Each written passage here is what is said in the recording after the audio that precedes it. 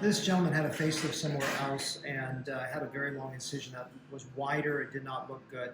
He is immediately after a geometric broken line repair.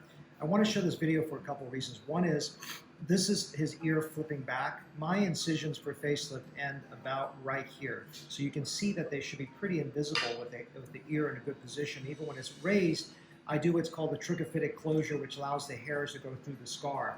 For this gentleman, he had a very long facelift scar, about this long. This is some other surgeon's variation of the facelift.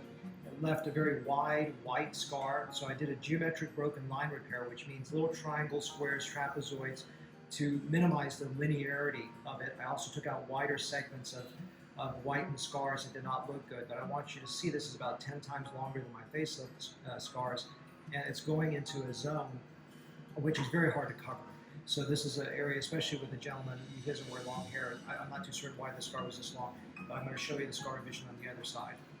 The part of the reason too is that no matter if you're a woman or a male, this length of a scar, this lower neck doesn't heal well. So you never want to make an incision down this area anyways. It doesn't heal well. And in this particular gentleman, it really created a wider white scar that didn't look good. The other mistake I see with facelift scars is they try to go into the hair-bearing tissue like this.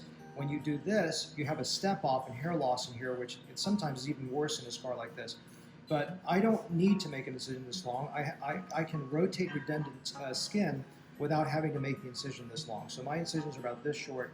This gentleman's about that long. This is a scar vision just immediately after the surgery.